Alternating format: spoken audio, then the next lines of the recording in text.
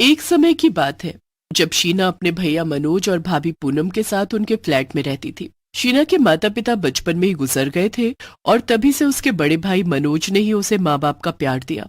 मनोज अपनी बहन शीना को बहुत प्यार करता था। शीना भी अपने भाई पर जान छिड़कती थी। मनोज एक कंपनी में जॉब कर रहा था और शीना अपनी पढ़ाई। शीना की भाभी शीना से बहुत ही चिढ़ती थी, पर क्योंकि उसे पता था मनोज अपनी बहन के खिलाफ एक शब्द नहीं सुनेगा, इसलिए वो कुछ नहीं बोलती थी। एक दिन की बात है जब मनोज ऑफिस के लिए निकल रहा होता है। शीना चलो जल्दी आओ, मैं ऑफिस के लिए निकल रहा हूँ, तो मैं भी कॉलेज छोड़ दूंगा। जी भैया, बस 2 मिनट। आप निकल जाओ ना ऑफिस के लिए, शीना को तो टाइम लगेगा। कोई नहीं, मैं रुका हुआ हूँ, उसे लेकर ही जाऊंगा। शीना भागते हुए आती है। चलो चलो भैया, मैं तैयार हूँ। हाँ चलो। दोनों भाई बहन स्कूटी पर बैठकर निकल पड़ते हैं। उनके जाते ही पूनम बड़बड़ करने लगती है। रोज लेट करवा देती है, फिर भी उसे लेकर ही जाते हैं। पता नहीं क्यों इतना पैसा लगा रहे हैं इसकी पढ़ाई पर, इसको तो शादी करके चले जाना है। पूनम पूरा दिन बड़बड़ाती रहती है और जब शाम को दोनों भाई बहन आते हैं तो उनको पूनम लेटी हुई मिलती है। अरे भाभी, क्या हुआ आपको? आप ठीक तो हुए ना? इतना काम था कि मैं थक गई हूँ। सब मिलकर खाना खाते हैं और फिर मनोज बोलता है, कल तो तुम्हारा रिजल्ट है। हाँ भैया, मुझे उसी की टेंशन हो रही है। अरे टेंशन मत लो, सब अच्छा होगा। अब अगले दिन शीना का रिजल्ट आता है और वो कॉलेज में टॉप करती है। मनोज और शीना बहुत ही खुश होते हैं, पर पूनम की हमेशा की तरह शक्ल बनी रहती है। बताओ तुमको अब की क्या गिफ्ट चाहिए?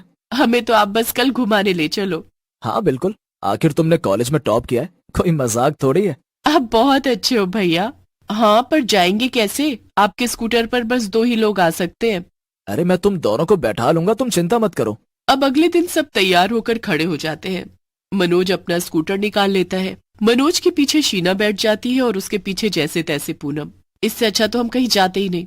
देखो ना सब हमको कैसे देख रहे हैं। अरे भाभी, इसका भी अपना एक अलग मजा है। और देखना, जब मेरी नौकरी लग जाएगी ना तो मैं आपको गाड़ी में घुमाऊंगी। ये ख्वाब तो तुम मुझे मत ही दिखाओ। मेरी किस्मत में ये स्कूटर ही लिखा है जिसमें कि मुझे बैठने की जगह भी नहीं मिलती। अरे भाभी, आप बस थोड़ा रुक जाओ। मेरा सपना है अपनी गाड़ी लेना और तुम दोनों को उसमें घुमाना। हाँ हाँ ठीक है, अभी बताओ कहाँ चलना है? चलो मूवी देखने चलते हैं। सब लोग उस दिन मूवी देखने जाते हैं। उसके बाद बाहर ही खाना खाकर आते हैं। सब अच्छा चल रहा होता है। शीना अपनी नौकरी ढूंढ रही होती है और कुछ दिन में उसकी बहुत अच्छी जगह नौकरी लग भी जाती है। शीला बड़ा मन लगाकर अपनी जॉब करती है और पता ही नहीं चलता कि उसे कब काम करते करते 1 महीना हो जाता है। शीना को उसकी पहली सैलरी मिलती है, जिससे वो सबसे पहले मिठाई लेकर घर आती है और अपनी सैलरी भाई के हाथ में रख देती है। अरे मेरी बहन, इस सैलरी पर तेरा हक है, क्योंकि ये तेरी मेहनत की कमाई है। नहीं भैया। मैंने बोल दिया ना, बस। अरे बहन इतने प्यार से दे रही है तो ले लो ना। नहीं मतलब नहीं। अच्छा अच्छा ठीक है, पर आप सब मिठाई तो खा सकते हो। पूनम को बिल्कुल अच्छा नहीं लगता कि मनोज शीना से सैलरी के पैसे के लिए मना कर रहा है और वो उस रात को अकेले में बोलती है, आपने पैसे क्यों वापस कर दिए? इतने पैसे शीना के पास रहना ठीक नहीं है। और वैसे भी आपने उसकी पढ़ाई पर इतने पैसे लगाए हैं, उन पैसों पर आपका हक है बस।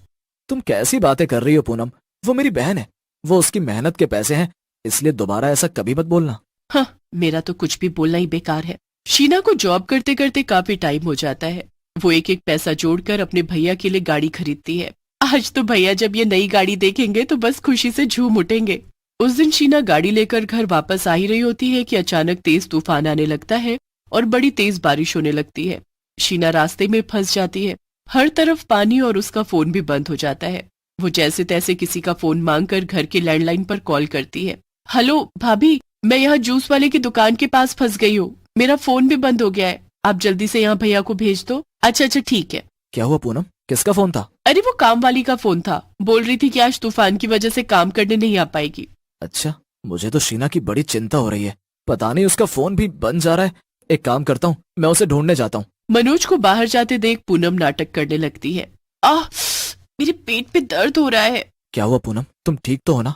आप बस मुझे कमरे में ले चलो। मनोज पूनम को कमरे में लेकर जाता है और यहाँ शीना तूफान में बुरी तरह फंस जाती है। उसकी गाड़ी बहती हुई एक गड्ढे में जा गिरती है और पानी में डूब जाती है। शीना अपने भाई का इंतजार करती रह जाती है और तड़प तड़प कर मर। अगले दिन मनोज और पूनम को शीना के मरने की खबर मिलती है। ये सदमा मनोज बर्दाश्त नहीं कर पाता और वो फूट फूट कर रोने लगता है। पूनम भी रोने का नाटक करने लगती है, पर वो अंदर ही अंदर बड़ी खुश होती है। अचानक फिर वहां एक पुलिस वाला आता है। ये लीजिए चाबी। चाबी? किस चीज की? गाड़ी की। शीना की मौत इसी गाड़ी में डूबने की वजह से हुई थी और ये गाड़ी उन्होंने कल ही ली थी। उसका तो सपना था नई गाड़ी लेना, और कल जब उसका सपना पूरा हुआ तो वो ही नहीं रही। पूनम गाड़ी की चाबी हाथ में लेती है और बाहर खड़ी चमचमाती गाड़ी को देखती है तो खुशी से झूम उठती है। कितनी सुंदर गाड़ी है, मुझे तो यकीन ही नहीं हो रहा कि ये अब हमारी है। पूनम उदास होकर मनोज को गाड़ी की चाबी दे देती है, जिसे वो लेने से साफ साफ मना कर देता है।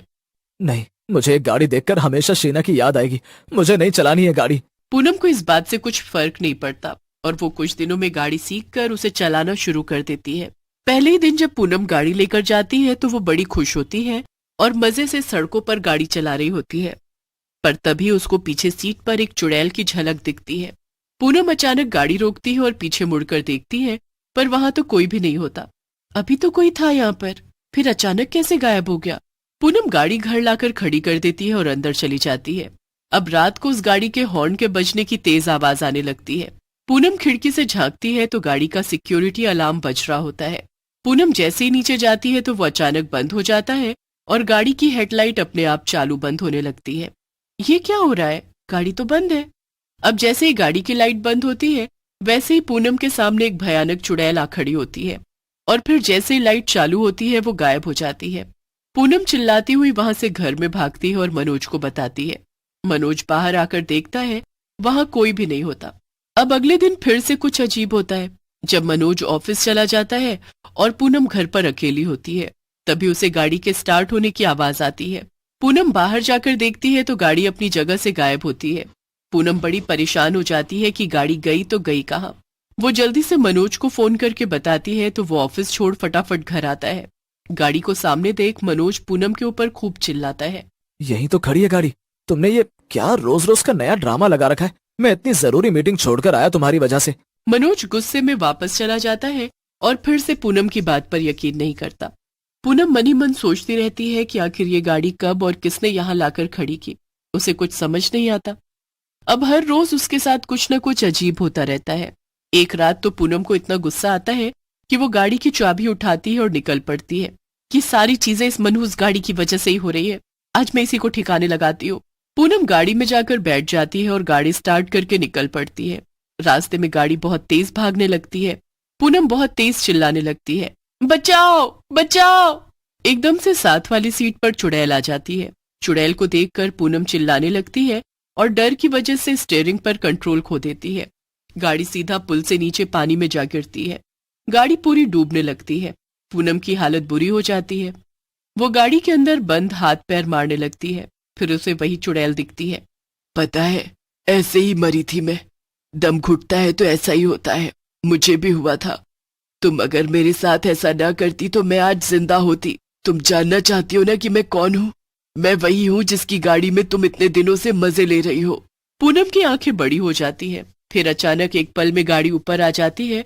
पूनम हड़बड़ाती हुई पानी के ऊपर तैरने की कोशिश कर रही होती है। कुछ लोग पूनम को बचा लेते हैं। पूनम पीछे देखती है। चुड़ैल और गाड़ी पानी में होते हैं। अरे भाई, कोई गाड़ी बाहर निकालो। नहीं, जाने दो, ये जिसकी है उसी के पास जाने दो। इतना कहकर पूनम घर को लौट जाती है। वो शीना ही थी। मैंने उसके साथ बहुत बुरा किया। मैंने 2 भाई बहन को अलग कर दिया। मैं बहुत बुरी हूँ। बेचारी कैसे तड़पी होगी मरते वक्त। आज मुझे इसका एहसास हो गया। पूनम मनोज के घर आते ही उसे सब सच बता देती है। मनोज ये सुनकर फूट फूट कर रोता है। उसके बाद वो पूरी जिंदगी पूनम को माफ नहीं करता और पूनम बस उस घर में एक अनजान की तरह जिंदगी गुजारती